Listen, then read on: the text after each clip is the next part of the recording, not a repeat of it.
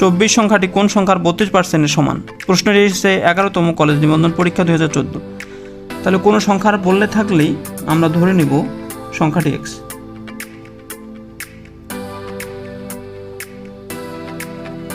তাহলে বলছে কোনো সংখ্যা অর্থাৎ এক্সের আমরা ধরে নিলাম সংখ্যাটি কি, তাহলে এক্সের 32% সমান কত? 24।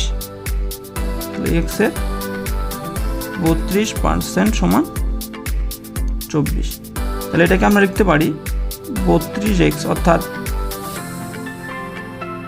32x ভাগ 100, অর্থাৎ এক্সের সাথে 32 গুণ করলে 32x এবং পার্সেন্টের জন্য ভাগ 100 সমান হচ্ছে 24।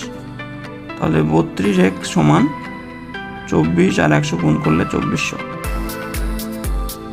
তাহলে আমরা এদিকে লিখি 32x সমান 24 গুণ 100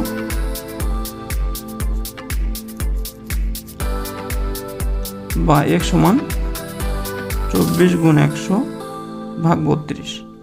আমরা যদি 32কে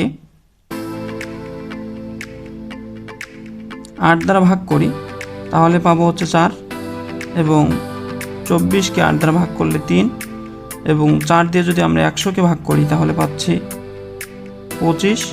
তাহলে 3 এবং 25 গুণ করলে 75।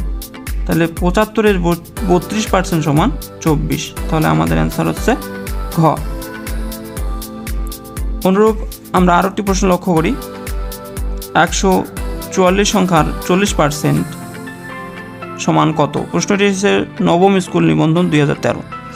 আচ্ছা, আমরা একটু যদি খেয়াল করি, এই প্রশ্নটি কিন্তু 13 সালে আসা এবং তার পূর্বের প্রশ্নটি কিন্তু 2014 সালে আসা। তো দেখুন,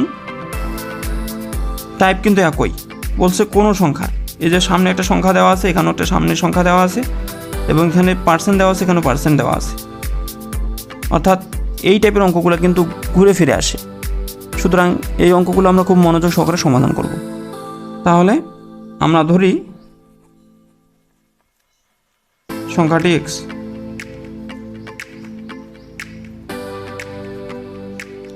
তাহলে এক্সের 40%, এক্সের 40% সমান 144। তাহলে 40%-এর অর্থ কি? এক্স গুণ, অর্থাৎ এর কাজ গুণ করা। তাহলে 40/100 সমান 144। 40 আর এক্স গুণ করলে কত? 40x/100 বা সমান হচ্ছে 144। তাহলে আমরা এদিকে লিখতে পারি আর গুণ করে দিই, নিচে থাকে 1। তাহলে 40 আর 1 গুণ করলে, অর্থাৎ কোনাকুনি গুণ করলে 40x সমান হবে 144 গুণ 100। তাহলে আমরা যদি x সমান লিখি তাহলে কী হবে? 144 গুণ 100 ভাগ 40। তাহলে আমরা যদি 40কে 20 দ্বারা ভাগ দিই তাহলে 2, এবং 100কে 20 দ্বারা ভাগ করলে 5, এবং আমরা যদি 2 দিয়ে 144কে ভাগ দিই তাহলে হচ্ছে 72। তাহলে 72 আর 5 গুণ করলে আমাদের অ্যান্সার চলে আসবে। তাহলে 5 গুণ 10-এর 0, হাতে 1, 5 7 35 আর 1 36। তাহলে এক্সের মান হচ্ছে 360, অর্থাৎ 360-এর 40% সমান 144। তাহলে আমাদের অ্যান্সার হচ্ছে গ। তো ভিডিওটি ভালো লাগলে অবশ্যই ভিডিওতে লাইক করবেন, কমেন্ট করবেন, ভিডিওটি শেয়ার করবেন, এবং ভিডিওটিতে যারা নতুন, অর্থাৎ চ্যানেলটিতে যারা নতুন, তারা অবশ্যই চ্যানেলটি সাবস্ক্রাইব করতে ভুলবেন না। দেখা হচ্ছে নতুন কোনো ভিডিওতে। ততদিন সুস্থ থাকবেন, ভালো থাকবেন। ধন্যবাদ সবাইকে।